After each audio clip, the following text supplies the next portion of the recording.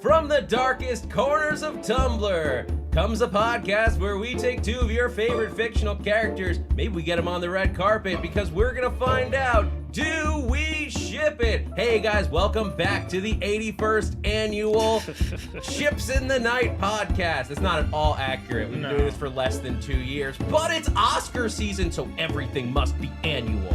That's right, Zach Wilson. We're so excited to have this very special episode post-Oscars. I'm Greg Goodness, and let me just say, big surprise, cats, every single category. Best sound editing, best picture. Most jellicle cat went to Todd Phillips, which I thought was kind of weird, but other than that, I didn't know that they could do that. Yeah, I didn't even know write-in votes were a thing, but they proved us all wrong this year. The Academy Awards was just like, look, we know what the best movie was. We had to let it in. Yeah, it's the most jellicle movie. Of course it's gonna win. I'm excited to welcome our guest for tonight. Bring him out to the stage. He is the host of Star Wars News on Popcorn Talk, and he's a senior producer for the channel as well. It's RYAN NILSEN. Thank you so much for having me, Zach Wilson of Marvel Movie News. Yes. Super happy to be here. Ryan took over my old seat on Marvel Movie News, so now he's in the booth and I'm in front of the camera. That's right. Who decided that was a good idea? Man in the chair. Ryan, thank you so much for joining us. Dude, I'm happy to be here. Oscar Sunday, I'm in the best mood. This is my favorite day of the year. Quite honestly, it really We is. have got some ridiculous ships tonight to dive into. Are you ready? I'm ready. I'm really excited. I did some research. I've been explained how it works, and I'm hyped. Yes. The fact that you did research just shows that you are by far our most prepared guest to date. You're more prepared than the host right now. I'm really excited, especially just because the topics we're covering character-wise are things I'm really into. Oh, yeah. So let's get started with our first ship. And this one, we're staying in the theme of cats sweeping the Oscars, because we're starting off with Queen of the Cats, I think, Old Deuteronomy, Dame Judi Dench's character from the movie. Spectre. No. Skyfall. She's M again from the movie. Oh, that's a different ship. That would be great. It's not who we're shipping with Old Deuteronomy. We're going to ship a different royal cat. This one, Mufasa. Simba. No, specifically Mufasa, not Simba. He's doing the voice. It's great. Just to clarify, Old Deuteronomy and Mufasa. Let's write this fanfic. A king and queen. A king and queen. I mean, it's right there. So, like, I think we already have a vote in favor of over here from Ryan. That's asking a lot. But Greg, what do you think? What was your first reaction to this one? I mean, I get it. They both seem to exist in a weird space between life and death. They're both neither alive nor dead. They're literally Schrodinger's cats. Because Mufasa is a weird cloud creature. Dame Judi Dench is, I mean, she just kind of floats in and floats out before sending cats into the fucking sun on a hot air balloon. So, like, as weird corporeal forms, I understand where this is going. Oh my god. Yeah, I think the thing is, Mufasa is such a gentleman. He's the perfect dad. But I do believe he messed around. Like, I do think... I really, he had to have. Like, he's the king, baby. He's the king. There's no believe. It's just, that's science. That's how lions work. They don't talk about it, but we know that Nala is gotta be Mufasa's kid. Yeah. He's the only male in the pride. It really is. I think this is an interesting pairing because Old Deuteronomy, first of all, just brought in. Like, everyone just assumes she is the leader. Like, oh, they just look to her for the answers. Sort of like Mufasa here. I'm just curious about the size differentiation. Like, because everything into cats wasn't to scale at all. It was so inconsistent. Well, I think that's the beauty of it, is the cats in cats just adjust size as necessary. Right. So we're getting, like, Old Deuteronomy will be as big or small as she needs to fuck Mufasa. Wow. Yeah, I think there'll be some interesting foreplay with that. Like he'll be like, oh my gosh, getting a weird phone call. So he'd be like, tell me what a cat is. She'd be like, a cat is not a dog. I'm like, yeah. Or like everything. You just see him with a robe on, takes it off. Everything the light touches is yours. Oh man, that's gross and beautiful at the same time. So I guess we got to start with the beginning and like, what is the meet cute? I do kind of like the idea that Dame Judi Dench is just Mufasa's side piece. Like, in the middle of The Lion King, when he says like, oh, don't go over there, that shadowy place. That's the city of cats.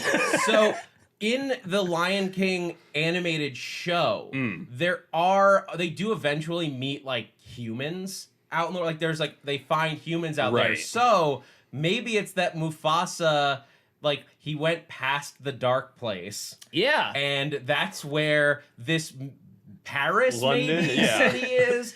They never establish. It could be in the plains of South Africa. Maybe. Yeah. That's where it is. Well, she can now also canon. teleport, apparently. You know what I mean? Like a magical Mr. Mistopheles just brings her away. Oh man, Mr. Mistopheles is just in charge of bringing her to her hookup sessions with Mufasa. They just sing the song, and he can send her and take her away. But so, how do they first meet? Is it Mufasa like exploring the edges of his kingdom, and he finds the city? I like that idea. I like that Mufasa is just like, I hear one more goddamn song about like the circle of life, I am gonna lose my fucking mind. I have to get to somewhere where there is no music. I'm gonna go as far away as possible. And then he gets into this city. He's like, at last. Yeah, exactly. Son of a bitch! I think, yeah, I love that. It's the different type of music, I think, that's going to be introduced with Old Deuteronomy. Yeah. In that, and again, Mr. Mistopheles, I think, is the key to all of this. I think he is the reason she can go anywhere. You know, if she just wants to get away from the cats, wants to get away from it all and not take a hot air balloon into the sky, they can just sing his song and he can bring her wherever he wants. He's got that power. So I think he is the assistant. He is sort of the hookup. He matchmakes this. Yeah. You know what I'm seeing? I'm seeing like this.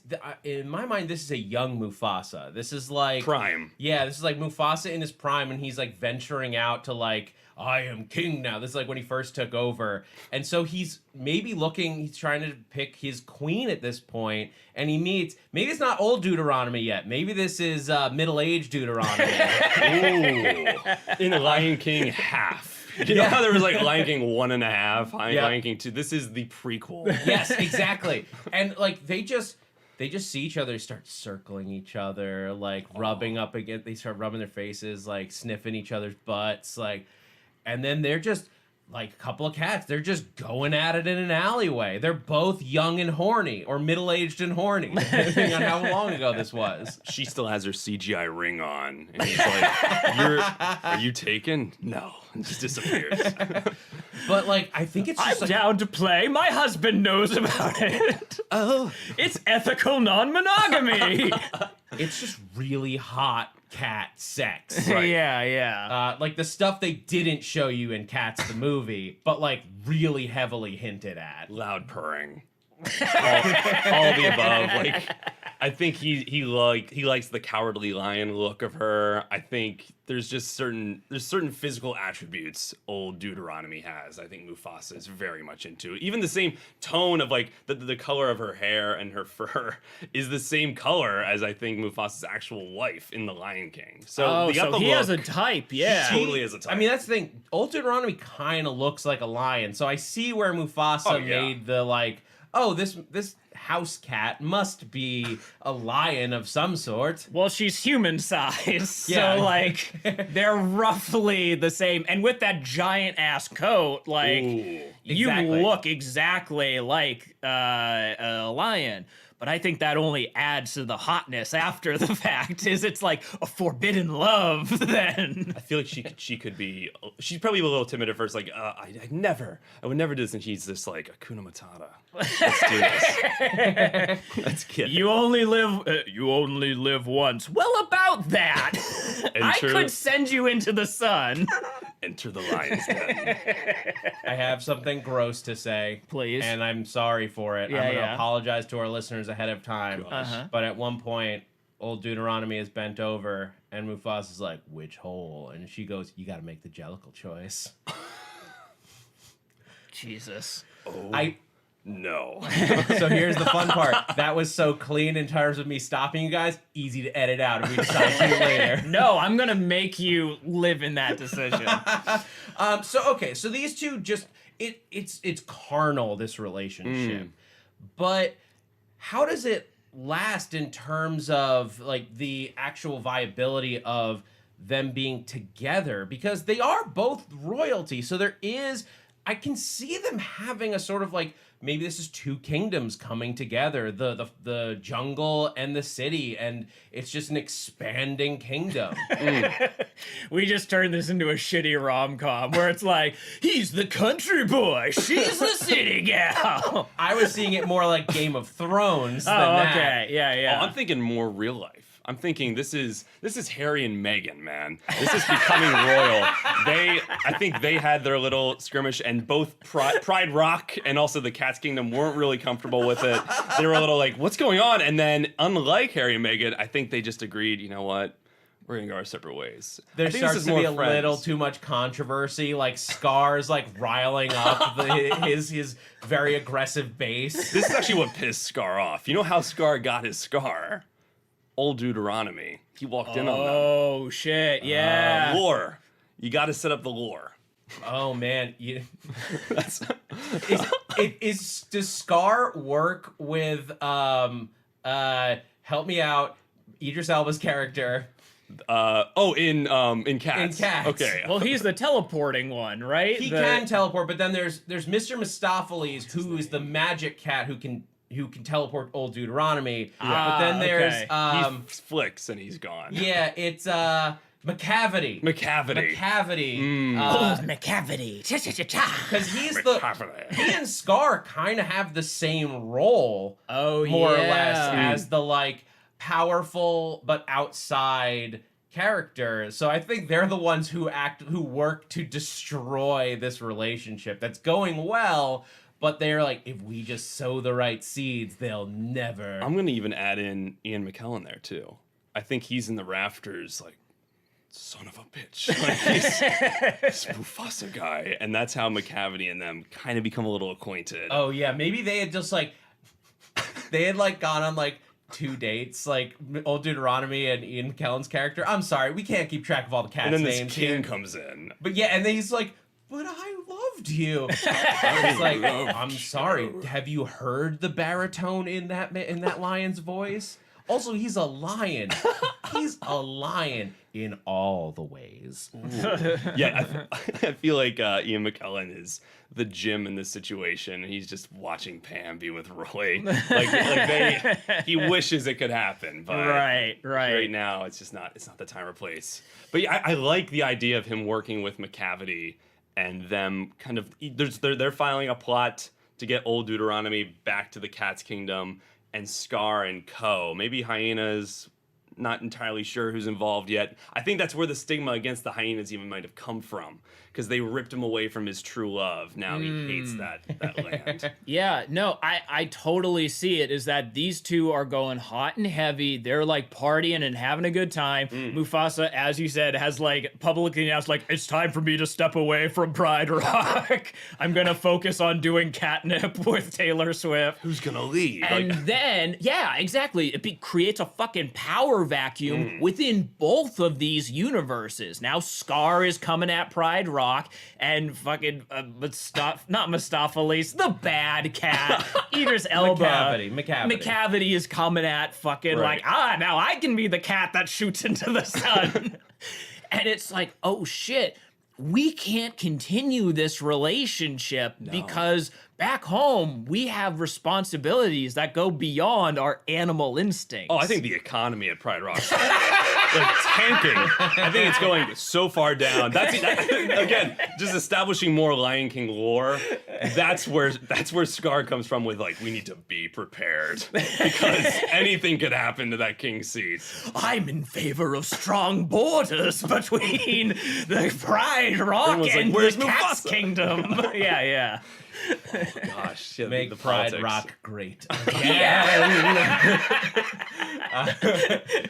Oh boy. All right, and since we've gone there, I think it's time that we wrap up this story. We know how it ends, but we got to ask the question, do we ship it? Ryan, what are you thinking? So, I think this starts out as a ship, but becomes a friends with benefits that ruins economies to the point where they just cannot do it, and they have a mutual agreement to not. So I believe he sails away in the night. So you think you don't ship it? You don't don't ship want it. I don't ship it. All right, I disagree. I ship it. I like this is like they're so good together, but like the life tears them apart. This is classic like Shakespearean love, where they'll always be thinking about each other. That's why old Deuteronomy has never taken a new lover, because she's just always thinking about Mufasa. She's ruined back there from all the lion stuff. But like, God. even though it's a tragedy, I totally ship it. I ship it, and I would add that, again, once both of these characters die, like, they are gonna be fucking in the afterlife for infinity. Like, Mufasa's gonna be up in the clouds like, Simba, you must... And then all of a sudden, you just see a little balloon with Dame Judi Dench floating up. She's like, Mufasa, it's time to come hit that! He's like, I gotta go, Simba. Don't worry, but you'll be fine. Figure it out. Take a year abroad. It'll be fine. You'll be here. Yeah, exactly. We'll always be here. Yeah, I just gotta go hit that real quick. Goodbye, son. See ya. I will always be inside you. Meow.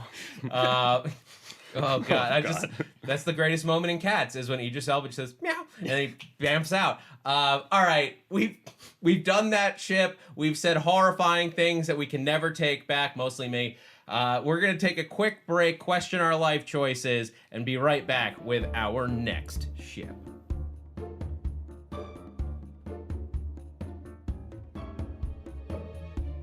And we're back. And this one, I felt like we needed to examine it this week. It was sent in to us via email, our not confusing email, shipsinthenightemail@gmail.com, where you can send all of your favorite ideas, whatever you're thinking for shipsinthenightemail@gmail. This one, because in honor of Birds of Prey dropping this weekend, Harley Quinn and Krusty the Clown. Hell yeah. Hey, it's your pal Krusty. Hey, Mr. J. Nope. Moving forward, what do we think off the bat? Obviously, we've got two clown-themed characters here. Very different walks of life. Well, okay, Greg, you're not sure about that. Krusty the Clown is a fucking criminal. Like, he has many offshore accounts. He was framed for robbing a bank, but, like, to take the old conservative route of, like, you don't get involved with those things unless you're sort of involved in those sort of things. So, like, I think Krusty, he fits into the role of not necessarily supervillain, but, like, low-tier criminal for sure. Hold on, I have to comic book guy you for a moment.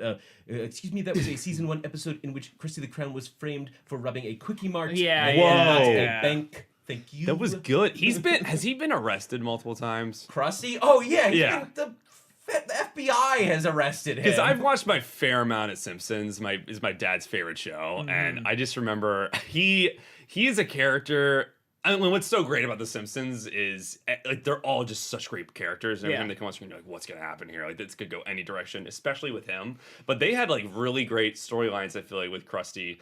And something similar between him and Harley Quinn, they never take off the makeup. They never. It's always on, similar to Joker. But Well, to be fair, in Harley Quinn's case, it's not makeup. Her skin was her skin burned is just in a burned. vat of acid. No, that's a great point. But I do think I see where this meet cute might start because he's a criminal. And so I think they meet in Arkham. I think Krusty commits like some like Springfield Arkham. some dumb crime that is just like, but because he's in makeup, he gets lumped in with the supervillains. Yeah. It was when Chapter 2 came out. People were a little apprehensive about clowns, and he got like a little too close. He's handing out a few too many red balloons. They assume he's part of the Joker's crew, so they toss him in Arkham. Oh, that's fucking he's great. one of the guys. And he's like, "No, you don't understand." I do bits. Yeah. I entertain children. Don't let me in here. Yeah. But he still loves money. I could see him actually voluntarily helping the Joker. Oh, for sure. He sees that giant pile of money that the Joker builds up in The Dark Knight Rises. He's like, hey, I want me some of this. I actually this see clown union sounds pretty good. He gets into that, but so this is like we're going back a step. He winds up in Gotham, and he like the Joker. He actually gets brought in to be on the Joker's crew, and he's like, "Oh, this money." He's like rolling around in it, Yeah. And then the Joker's like, "Here's what you're gonna do. You're gonna rob this bank for me and do this." So he's like, "Oh, I'm more of a like blue collar, white collar crime, kind of offshore banking." Guy. He was the bus driver. You remember in Dark Knight when they're like, "What bus driver?" And then it just comes in. We never saw him get killed. All the other guys got shot. I think similar to when Joker had his moment of taking the mask off and there's still the clown makeup. Krusty's bus driver moment. Oh, for sure. You know he busts into the bank and then he's like, hey! Wait a second, this isn't a bar mitzvah. Wait, what happened to the rest of the guys? He does a few somersaults, grabs some money, gets out. Ooh, I can't be here. I can't be seen here. And he just takes off. But he does get caught, winds up in Arkham, and... Similar cells? They're in the yard time. It's like they're both... Obviously, they both have this Joker connection. But here's the question that I have for you guys. Do they connect over that, or is Harley mad about it? Is she like, I'm the only one in Mr. J's life? Yeah, I'm the only clown-looking person besides him. Is she offended by Krusty's being on his crew? You know, the logical extension of all of this is that, so Krusty has now been burned by the Joker. Right. Mm-hmm. And certainly within many iterations, depending on where you are in the timeline, Harley Quinn has been burned by the Joker. Oh, yeah. And this is not a spoiler for Birds of Prey, but that movie is significantly about her in a post-breakup with the Joker. So part of me thinks that Harley Quinn is like, I'm furious at Mr. J. This rat bastard got me locked up in here. You know what? I'm gonna make him jealous. Oh, hey there, Krusty. And he's like, hey. Yeah. I'm available. Yeah, exactly. I totally see that. Like, this is it's a revenge, it's a rebound. It's just like, I mean, she sees another clown right there. Yeah, exactly. In like the cafeteria, the prison cafeteria, there's someone else that looks a little similar. Mm-hmm. I'm gonna go sit next to him. I mean, look, if she's got a type, like... Yeah, and Krusty doesn't give a shit. He's like, yeah, I'm damaged goods, rebound my way. Big time. But I think I don't think Krusty does too well in jail. I think maybe it's even a little bit more like she's pitying him in combination with this whole Joker jealousy. Well, that's the thing. I think she comforts him. Yeah, that's the thing, right? Is that it's like, you know what? Fuck Mr. J. I'm gonna pick the saddest, oldest, fattest clown I can find. And then, like, Krusty's just like, someone say my name. Yeah. He comes out of the corner. Yeah, exactly. Somersaults in. But then I think to that point of like, oh, I feel bad for him. That's also like a power move for Krusty. Is it's like, listen, this broad is getting out of this prison. Like, I've seen her do some weird contortionist stuff. She might start it as a move like, I just want to make Joker jealous. Right. I just want to make Puddin want me back. Uh-huh. But then I think something else happens. Did she start to fall for Krusty? Yeah. I've been spending all my time. I think that's the song over the montage where they're just like sharing each other food in the cafeteria. They're like playing games in the prison yard. They're building bats together. They're like go to arcades, you know, like teasing other people in Arkham. Mercilessly I could really see it. torturing Sideshow Bob. Yeah. Oh yeah, Sideshow Bob just like is in the same prison. Yeah. Oh, there's so With much his fun. family of the Bobs, because eventually I think he has a whole family that commits crimes with him. Yeah, Niles also gets in there. It's a violent town, Springfield. It's not the safest place on earth. So yeah, I think that while it starts as Harley is trying to make the Joker jealous, and dear God, Krusty is just trying to get a little side play and possibly get broken out of prison in the process, they start to learn from each other. Like, okay, it is a little bit stereotypical, but it is the autumn-spring relationship of Krusty's like, she's bringing out something in me that I've never felt before. Like, I feel young again. I'm feeling things I never done. Yeah, He's exactly. making like balloon animals that are just hearts. Like, he just doesn't know what to do. Exactly. And Harley is like, wait a second, you can make money without robbing banks? Like, You can entertain people? I didn't know that there was this component of clowning. So does she try to? You're saying that Harley tries to go straight for a bit with Krusty once they get out. Yeah, I think like, Harley turns over a new leaf. Sideshow Harley. Harley. Sideshow Harley. Actually, no, that does not. Like, I think Krusty pitches that. Like, the show's about to come back on air. We could do Sideshow Harley, and she's like, I am nobody's sideshow. Yeah, I'm no longer. Like, she is not. Yeah, she's not going for that again. Right. Exactly. You know, she won't do the same thing she just got out of with Joker. Although He's her sideshow. Although I'm not sure. Maybe she slips, and this is like a problem for them. Like, Krusty is not good at sharing the spotlight. Oh, really good point. Ooh, yeah, maybe that's the. And this is like, I think that this is one of those situations where like they start to go at it, and they start this thing, and like, but once, and maybe she's like intrigued by this by Krusty and going straight and all this stuff, but she realizes that she's just dating the same guy in a different field. And she's like, I gotta get away from this. Yeah. This is all in Arkham. This piece of vanilla pudding is not my type. Or I guess, no, it's a Simpsons character. This piece of butterscotch banana pudding. Yeah. Oh man, that's kind of a tragic turn. But I believe it. I think she. It starts out as a way just to get her. You know, she just wants to make Joker jealous. Yeah. And then maybe there's something there. There's some chemistry. They start to fall for each other a little. And then she realizes, I'm just being taken advantage of her again. And I don't even think it's necessarily something that Krusty is like trying to do. I think with Joker, it's very malicious and very planned. But like, yeah, Krusty is he's set in his ways. He's the star, and like everyone else needs to play second fiddle to his basic cable public access television program. Entirely. And like, look, it's gonna be a natural extension that eventually he's gonna be like, hey, can you maybe sign these Cayman Island checks for me? You know, like just it's nothing big. Help and me also, out. yeah, exactly. You're my common law wife now, by the way, And he has to. and also entertain my her. CPA. Look, I've got some trouble with loan sharks. They're all after me. Could you maybe hammer them down or something? Yeah.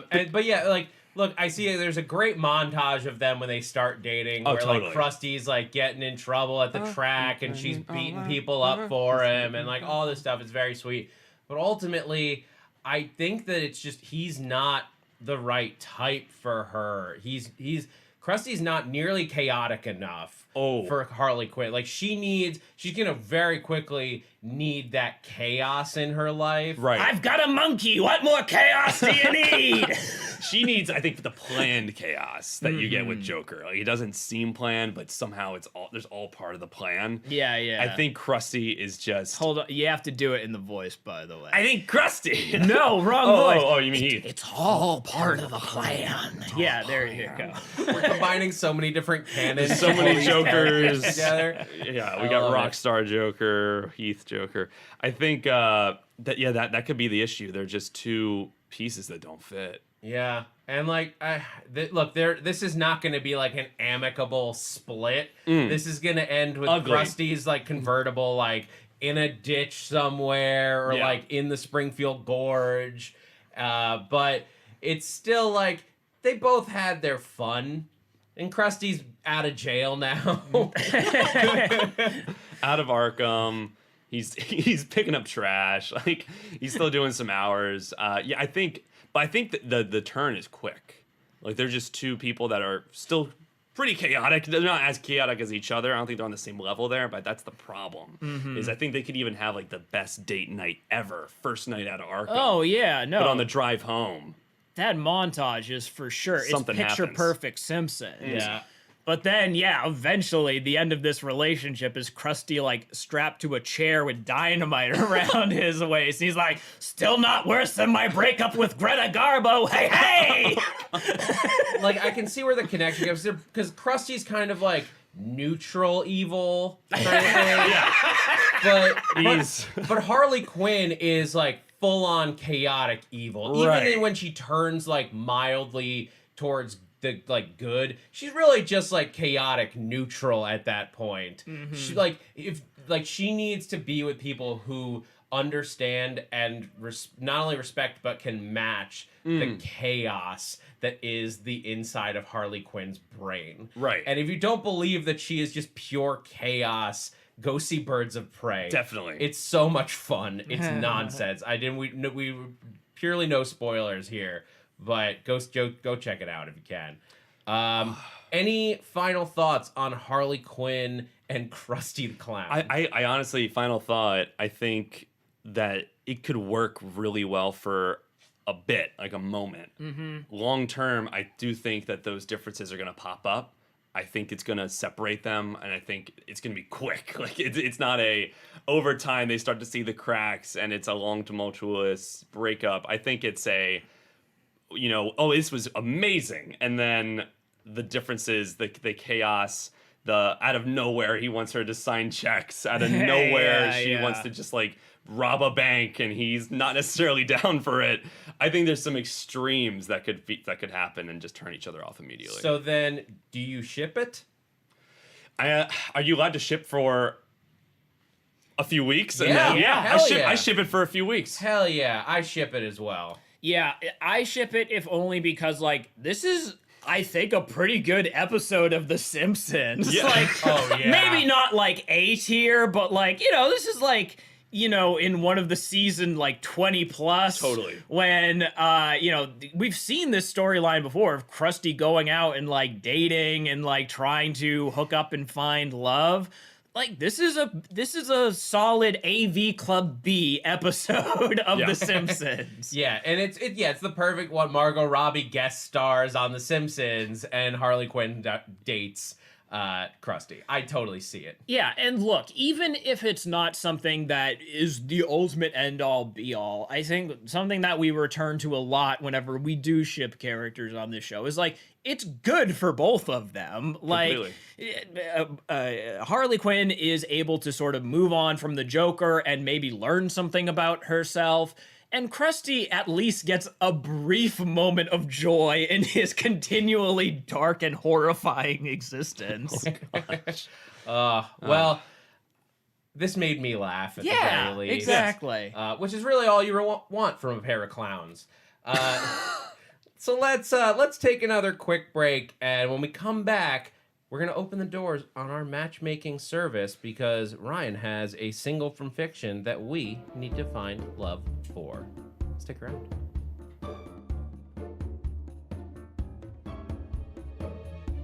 And we're back, and I just want to take a quick moment because you may hear it on the track, but it's raining outside. But you know what we really like here at Chips in the Night? There's rain showers, but then there's you showering us with your praise. Oh, Jesus, Zach. What I'm talking about is all of your ratings and reviews that come to us on iTunes or well, now it's Apple Podcasts. iTunes is dead. But whether you're listening on Google Play, Spotify, Stitcher, anywhere, if you can leave us a rating or review, it really helps us out. Not only does it helps us because we like seeing people that are enjoying our stuff, I desperately need the ego boost. but it also just helps the podcast itself because it helps other people find it. It helps like us just get out there. Like you don't realize how much those algorithms need those ratings.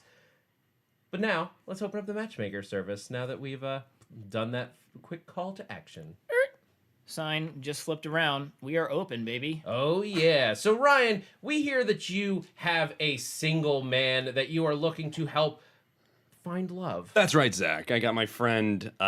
You may know him from 2 films, Forgetting Sarah Marshall and Get Him to the Greek. It is Mr. Aldous Snow. Ooh. Musician, songwriter, occasional music video actor, incredible lyricist, a voice of a generation who you thought had done his time, but is somehow stuck around and keeps surprising audiences every year. You know him from the band Infant Sorrow. Just an incredible musician with the songs like Inside of You, great track. He used to date Sarah Marshall, actress. African Child's another great hit. Bangers, Beans, and Mash. He has a song called The Clap, which we all know what that's about. Aldous Snow. All right, Russell Brand. Just in case you're Russell having trouble Brand, picturing yeah. this person, I think that we can definitely help Aldous out. Greg, I'm going to take this one off the top. Please do. So what I think Aldous Snow really needs is someone that understands that celebrity musician lifestyle. Because it's a hard thing to get. You need somebody who knows that they are going to have someone to support them, whether it's at home and at work. And they need to also be able to separate those things. That's why I don't think there's anyone better than the now adult Hannah Montana for Aldous Snow. Hannah Montana is a sweet girl. She knows she's learned so many life lessons over the Disney years, and she's gonna bring that maturity that she's grown with to the relationship with Aldous Snow. But they're also gonna be able to go on tour together, and they're gonna understand when they shouldn't be on tour together, and they just need to do solo tours. Going to concerts and then coming home, splitting those 2 lives. No one knows that better than Hannah Montana. This is gonna be a lovely, beautifully musical relationship. Wow. It's a hot take. I'll give you that. That was solid. It's a hot take. Greg, you have someone as well. That I you like have to... someone in a pretty wildly different direction, so we'll see how this goes. Well, that's how it works here at Ships in the Night Matchmaking. Greg, take it away. See, I don't think that Aldous needs another musician in his life. He needs a muse. Someone who is gonna keep him guessing. Someone that can keep up with the level of drunken debauchery and drug-crazed insanity that he is used to. And I don't think that there is any better muse, someone that's gonna keep him guessing, than Dennis Hopper's character from Blue Velvet, Frank Booth. Now, Frank is a man who loves to dabble in drugs. We've seen him huffing nitrous oxide. We've seen him screaming at young high school children, "That's blue ribbon!" And I think that that is the kind of wild and out there energy that a rock star needs. Anybody else is gonna be like too tame for him and is gonna be holding him down. Dennis Hopper is gonna be the person that gives him inspiration. Wow. 2 great pitches. 2 very different paths for Aldous to go down. So, Ryan, do you have any questions for us? Definitely. A ton. You're like, yes, many. But... What's wrong with you? First. Yeah. No, please. Well, I guess it's Frank Booth, correct? Mm-hmm. For Frank, what specifically is going to entice Aldous, rock star Aldous, to physically be with them? Fair. Yeah. Okay. I'm just, there's definitely, I think, some answers to this. I'm just a little curious. Right. And do you have any questions for Zach as Of course. well? My question for Zach would be, do you think the dishonesty in Hannah Montana having 2 lives would would disappoint Aldous Snow? Okay. All right. All right. Let's dig into this.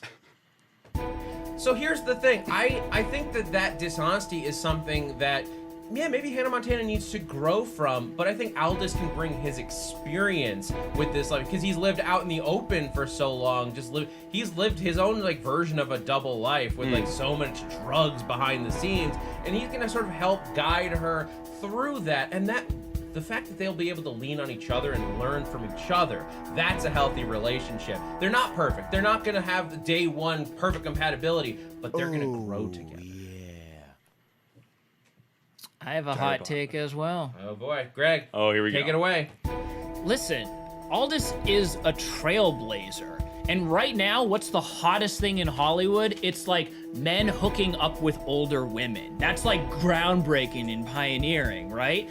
So, Aldous would absolutely be the guy who is like, you know what? I'm gonna fucking one-up everybody. I am gonna date a silver fox, this sexy ass Dennis Hooper who can keep me guessing and on my toes. And don't underestimate the sexual draw of that as well. So, very different choices. Wow. I'm very impressed with the rebuttals there. Yeah. So Ryan, we need to set up a date for your friend here. So Ships in the Night Matchmaking, who would you like us to set up Aldous Snow with? I'm picking one of yours, right? Yes. Okay. yeah, that's what I thought. Okay. You guys make 2 great pitches. Sorry, I have notes right here. Pros and cons, made a detailed list. So what's great about, I'll go to both of them real quick. What's great about Hannah Montana is I feel like they could connect on that tour life. That's something I've heard musicians struggle with unless they're already in a relationship with someone. Him not, that might be like an easy connection and going on tour together. I really enjoy. And you did kind of sell me on like he's just as dishonest in her in some ways. So it might even be like a happy accident being together like that, even though she's the double life. And maybe that he could even help her get over that. And as for Frank Booth, I mean, he is the thing with Aldous, he's such a wild card, like Russell Brand, where he would be open. You don't even need to sell me on like the gay relationship. I think he'd super be open to that. Yeah. And for him being the muse to Aldous, the wild silver fox in his life, at first I wasn't fully buying, and then you kind of turned me there. It leaves me with like, all right, does Aldous want Hannah Montana, which is this could be like just a beautiful fit that might not last long term, but a beautiful fit. Like it just, they are boom, right there. Or does he want this like wild card? Does he want this thing where, hey, is it crazy? Yeah. But do I believe it? I think so. And I'm going to go with Frank Booth on this. Yes! Whoa! Fucking yes! Oh, God! And honestly, it was just because your rebuttal. I was all in on Hannah Montana. I was like, yeah, Hannah Montana's easily the one. This is like easily the pick. Listen, it's sexy But as the hell. wild, it's just because he's such a wild card. Like I love this character. I love my friend Aldous so much. Right. Because he's just all over the place. Like he'll touch a furry wall and he'll write a song about a furry wall. He's got some family issues, but I just don't see him fixing all that. And he's always talking about his sobriety. That's another thing that popped in my head. I should have included up top. I think Hannah Montana, is a drinker, and that could also have a negative impact on him. So I'm going Frank Booth. I appreciate it. I think it's sexy. I think that Pitch Aldous the can date. get at least 3 albums out of Blue Velvet. If he can write a song about fuzzy walls, he can write an Velvet entire Trilogy. career out of Blue Velvet, baby. Oh boy. Well, we found love for another single. I don't know how that one's gonna work out, but hey, If they're happy, I'm happy. Ryan, thank you so much for joining us on the podcast. Thank you for having me so much. This week. If people want to keep up with you, please tell them where they can go, because you do a bunch of podcasts. Please plug That's away. right. Yes. So Popcorn Talk Network with AfterBuzz TV, senior producer there. Star Wars news every Thursdays at 4 p.m. Pacific Standard Time live. And producing DC movie news 1 p.m. every Friday. And Marvel movie news 1 p.m. every Thursday. You can find me at Twitter at Ryan Nilsen, RYNILSEN, and Ryan Nilsen on Instagram. Awesome. All right, I'm Zach Wilson. You can find me on Twitter and Instagram at @ZachWilson. Greg? You can find me performing occasionally at the Pack Theater in beautiful, sunny Hollywood, California. And be sure to follow the podcast itself on Twitter and Instagram at ShippingPod. We'll be back in another 2 weeks with another ship. And oh boy, there's some weird stuff coming down the pipeline. Just stick around. This has been Ships in the Night, casting off. Meow.